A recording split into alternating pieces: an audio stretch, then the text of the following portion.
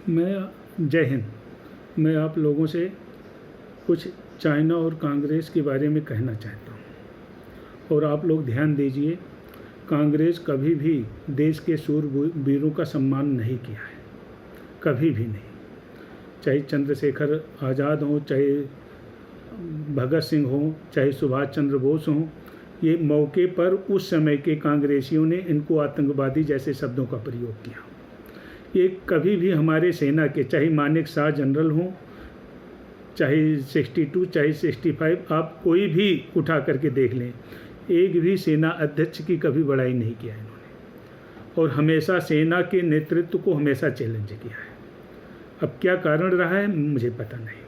एक बात और कहना चाहता हूँ, जैसे हम कोई बीज राइस का लें, गेहूं का लें, आजकल देखो एक बीज लेने के बाद एक बार फसल आती है, फिर दोबारा बोलते हैं कि एक फ्रेश बीज ले लो। उसका बीज आप दोबारा इस्तेमाल करेंगे तो बोलते फसल छोटी हो जाती है।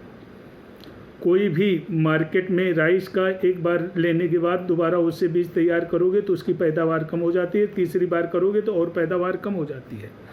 तो क्या ये चीज़ सब में लागू नहीं है? क्या नेहरू के व्यक्तित्व वैसे ही रहेगा इंदिरा गांधी में, राजीव गांधी में, उसके बाद फिर राहुल गांधी में कैसे रहेगा? ये कोई राजा का वंशज है कि चलो भाई उठा करके एक दूसरे को लॉन्च कर दिया और राजा बना दिया?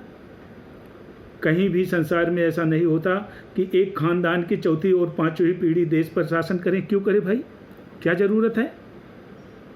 और मेरे समझ में नहीं आता कि जेडीयू हो, मायावती हो, ममता हो, अरविंद केजरीवाल भी अभी बने हैं, सब अपने आदमी को ही प्रमोट करते हैं।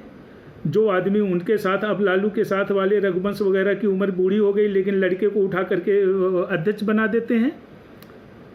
मुलायम के साथ वाले शिवपाल वगैरह भाई जो सगे भाई हैं, इतने दिन तक पार्टी में साथ रहे, लेकिन जब नेतृत्व की बात आती है तो अखिलेश शादी को तीसरी पीढ़ी के आदमी को आकर के ऊपर बैठाल देते हैं, जिसने कभी कोई संघर्ष नहीं किया। ऐसी हिंदुस्तान की राजनीति चलती है। और जनता इतनी नालायक और कमीनी है, ये जनता भगवान ही मालिक है। इतना बम्पर वोट देते हैं जात के नाम पर, पिछड़े के नाम पर, अगले के नाम पर। मतलब इन्होंने ये भी कभी देश के बारे में कभी कोई प्यार ही नहीं करता, ऐसा लगता है। अब आ जाइए मुद्दे पर। चाइना ये बार बार हमारे सैनिकों को क्यों कह रहे हैं पिट गया, मार दिया, हमारे सैनिकों को मार डाला? क्यों? इनको कष्ट होता है नेतृत्व जब ये पता चलता है। एक बार इन्होंने मंच पर, मैं इतने दिन से बोल रहा हूँ, दिल से बोल रहा हूँ, हिंदुस्तान की आवाज़, आप बताओ, एक बार इन्होंने बोला कि चाइना के सामान का बहिष्कार करना है, चाइना का आइटम नहीं लेना है, हम चाइना हमारे पीठ पर छुरा भोंका, हम ऐसा काम नहीं करेंगे। विपक्ष के नेता रंजन चौधरी जब वो वक्तव्य देते हैं, एक ट्वीट करते हैं कि चाइना को सबक सिखाना है, दो मिनट के अंदर ट्वीट जो है डिले हो जाता है। मतलब चाइना के, आप मोदी को गाली देंगे, सेना को गाली देंगे, लेकिन चाइना के खिलाफ एक शब्द नहीं। आप इतने बड़े मंचों का वो करते हैं, 6% 7% का नेतृत्व करते हैं, आप इतनी 6 लाख 10 करोड़ आपके फॉलोअर्स हैं।